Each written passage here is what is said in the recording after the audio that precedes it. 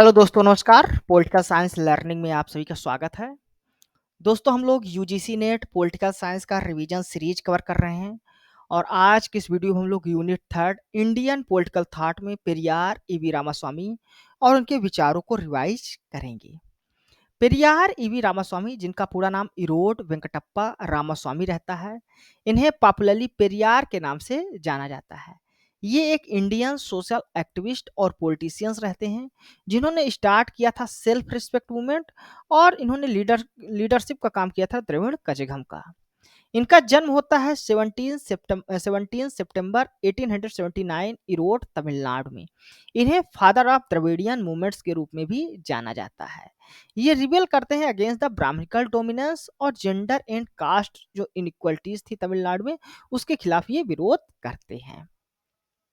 इनके लाइफ की एक इंसिडेंट है, जब ये काशी में थे तो इनको डिनाइड किया जाता है शिव टेम्पल्स में एंट्री लेने से। साथ ही साथ इन्हें भोजन भी सर्व नहीं किया जाता, भोजन भी नहीं परोसा जाता, इस आधार पर कि ये ब्राह्मण कास्ट से बिलोंग नहीं करते। ये जो घटना थी, ये जो इंसिडेंट था, इसकी वजह से उनका जो लाइफ है वो चेंज हो जाता है और इनका रिलीजियस जो व्यू है वो भी चेंज हो जाता है। यहाँ से ये एथिस्ट बन जाते हैं, यानी कि नास्तिक बन जाते हैं।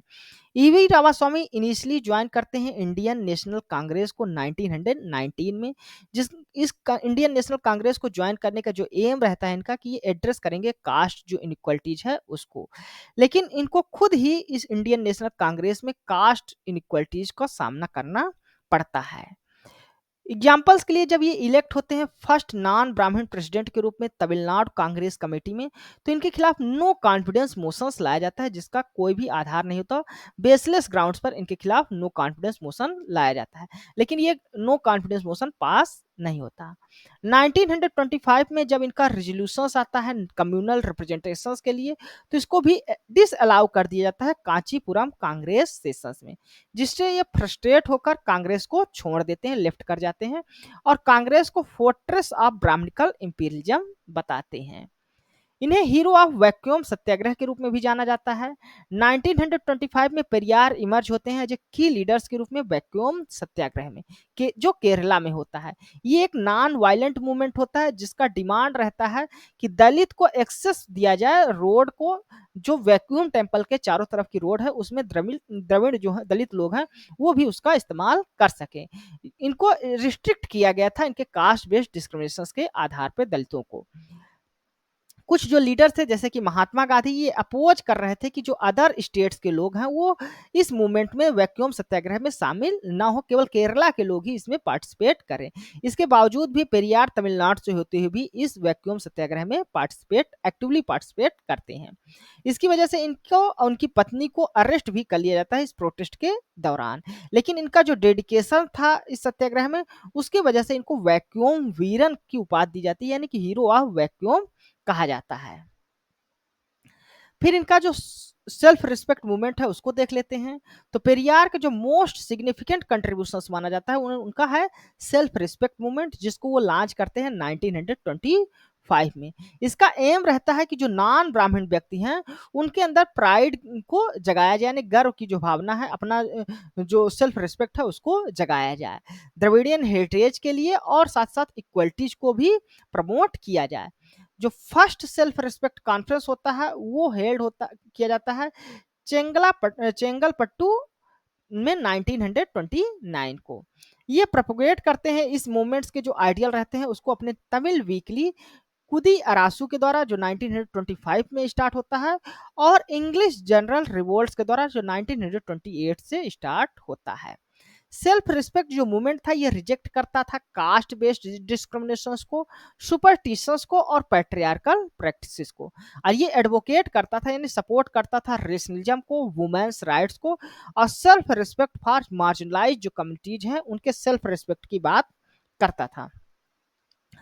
इसके अलावा ये लीडरशिप प्रोवाइड करते हैं जस्टिस पार्टी और द्रविड़म कचघम को। 1939 में पेरियार लीडर बनते हैं जस्टिस पार्टी के, जिसका जो वकालत करती थी राइट्स ऑफ नॉन ब्राह्मण के, यानी जस्टिस पार्टी का काम था नॉन ब्राह्मण जो है उनके राइट्स को सपोर्ट करना। इसके इनके लीडरशिप में पार्टी का जो फोकस है वो शिफ्ट होता है पॉलिटिकल एंगेजमेंट से सोशल रिफॉर्म में।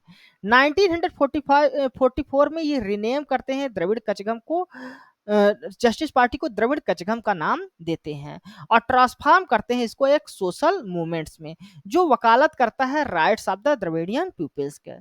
द्रविड़ कचगम अपोज करता था ब्राह्मणिकल जो डोमिनेंस है उसको। ये इन्विजन करते हैं एक इंडिपेंडेंट द्रविड़ नाड, यानी कि एक इंडिपेंडेंट द्रविड़ नाड की भी मांग करते हैं द्रविडियन पीपल्स के लिए, जो रिफ्लेक्ट करता था उनके कमिटमेंट टू रीजनल आइडेंटिटी के लिए जिसके लिए लड़ाई लड़ रहे थे, और सेल्फ डिटर्मिनेशन के लिए भी लड़ाई लड़ रहे थे, उसको कमिटमेंट को भी दिखाता है। फिर रामास्वामी के जो व्यू हैं कास्ट को लेकर उसको देख लेते हैं। तो रामास्वामी पेरियार स्ट्रांगली अपोज करते हैं कास्ट सिस्टम को, इसको वो फाउंडेशन मारते हैं सोशल इनजस्टिस का, इनइक्वालिटी का और इनडिग्निटी का। वो एम्फेसिस करते हैं कि ऑल इंडिविजुअल, सभी इंडिविजुअल्स को लिए उनका कास्ट क्या है, जेंडर क्या है, उसके उस पर न देखा जाए, बल्कि सभी लोग डिजर्व करते हैं इक्वल राइट्स को और अपॉर्चुनिटीज फॉर पर्सनल डेवलपमेंट के, यानी सभी व्यक्ति को इक्वल राइट दिया जाए, सभी को पर्सनल डेवलपमेंट के लिए इक्वल अपॉर्चुनिटीज दिया जाए, ये ना देखा जाए कि उनका कास्ट या जेंडर क्या है। पेरियार आइडेंटिफाई करते हैं ब्राह्मणिज्म को, नॉट इंडिविजुअल ब्राह्मण को, एक आइडियोलॉजिकल टूल के रूप में जो सस्टेन करता है कास्ट हायरार्की को। ये कहते हैं कि ये स्पेशली जो आर्यन स्क्रिप्चर्स हैं जैसे कि वेदास या मनुस्मृति, इसके द्वारा कास्ट हायरार्की को मेंटेन किया जाता है। वो आर्गू करते हैं कि जो ब्राह्मणिज्म है वो लेजिटिमेट, उसके द्वारा लेजिटिमेट किया जाता है अनटचेबिलिटी को, और रिजिड जो सोशल आर्डर है उसको भी मेंटेन किया जाता है। वो प्लेस करते हैं जो रिजिड सोशल आर्डर है इसमें ब्राह्मण को प्लेस किया जाता है टॉप में, और जो लोअर कास्ट है उनको डिह्यूमनाइज्ड किया जाता है। इसके लिए पेरियार एवोल्यूशन करने की बात करते हैं कास्ट को, कहते हैं कास्ट का एवोल्यूशन इसेंशियल्स है अचीव करने के लिए ट्रू जस्टिस को, डिग्निटी को और इक्वलिटी इन सोसाइटी को, यानी कि समाज में यदि न्याय पाना है, सभी को डिग्निटी सेल्फ रिस्पेक्ट देना है और इक्वलिटी प्राप्त करना है, तो सबसे पहले कास्ट सिस्टम को समाप्त करना होगा, उनका मानना था। फिर पेरियार का लैंग्वेज कंट्रोवर्सी क्या रहा है उसको देख लेते हैं। तो पेरियार स्ट्रांगली अपोज करते हैं introduction of compulsory Hindi teachings in schools in Madras presidency, यानी मद्रास प्रेसिडेंसी में जब सी राजगोपालाचारी का टेन्योर रहता है तो वहां पर हिंदी को कंपलसरी लैंग्वेज के रूप में टीचिंग में इंट्रोड्यूस किया जाता है कि स्कूलों में हिंदी पढ़ाया जाएगा, इसका वो विरोध करते हैं। वो और कुछ अदर जो तमिल स्कॉलर थे वो इस मूव को एज ए थ्रेट के रूप में देखते हैं द्रविडियन लैंग्वेज और कल्चर्स के लिए। इसके खिलाफ वो दो आर्गुमेंट रखते हैं। पहला कहते हैं कि इससे रिवाइवल होगा संस्कृत और ब्राह्मणिकल जो डोमिनेंस है, हेजेमनी है, वो मेंटेन रहेगी। पेरियार बिलीव करते थे अगर हिंदी को इंट्रोड्यूस किया गया तो वो रिवाइव करेगा संस्कृत को और साथ साथ ब्राह्मणिज्म का जो डोमिनेंस है उसको भी पुनः से स्थापित करेगा, जो सोशल इनइक्वालिटीज को बनाकर रखेगा समाज में। दूसरा कहते थे ये निगलेक्ट करेगा द्रविडियन जो लैंग्वेज है उसको।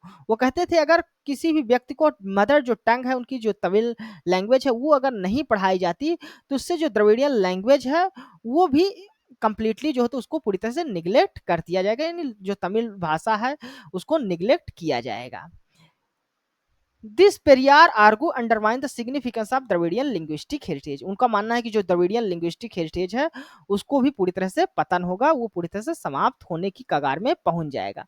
When the self respect movement demand were, जब इनका सेल्फ रिस्पेक्ट मूवमेंट्स की जो डिमांड थी उसको इग्नोर कर दिया जाता है तो पेरियार लीड करते हैं एंटी हिंदी मार्चेस को और डिमोन्स्ट्रेशंस करते हैं जिसमें महिलाएं भी बढ़ चढ़कर भाग लेती हैं।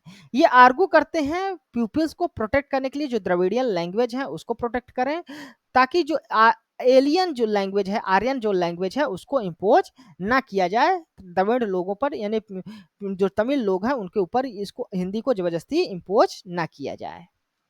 अब आइए कुछ यहाँ पर प्रैक्टिस एमसीक्यूज कर लेते हैं ताकि जो हमारे कॉन्सेप्ट हैं पेरियार ईवी रामास्वामी के बारे में या इंपॉर्टेंट जो क्वेश्चंस है वो आपसे एग्जाम्स में बन जाए। Who among the following started self respect movement as a part of social reform. तो सेल्फ रिस्पेक्ट मूवमेंट कौन शुरू करता है, तो वो ईवी रामास्वामी नायकर करते हैं और यूजीसी नेट एग्जाम्स में कई बार ये क्वेश्चंस आया हुआ है।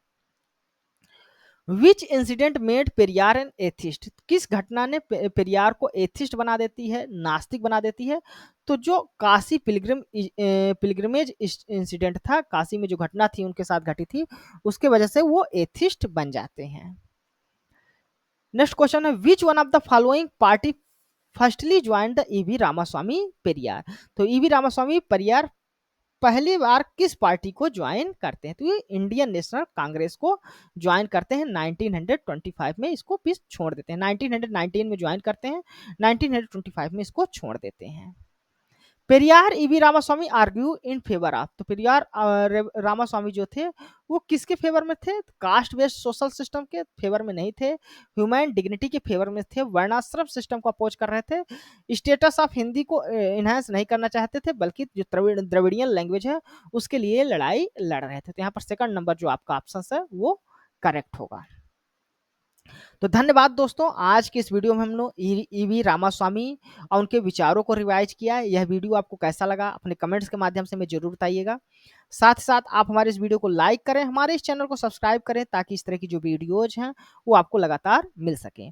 इसके अलावा आप हमारे पॉलिटिकल नेटवर्क टेलीग्राम चैनल को भी ज्वाइन कर सकते हैं, जहां पर आपको हमारे सभी लेक्चर्स की PDF प्रोवाइड की जाती है, और साथ ही साथ वहां पर डेली MCQs पोस्टेड किए जाते हैं, जिसका जो फायदा है आपको एग्जाम्स में जरूर मिलेगा। धन्यवाद, थैंक यू।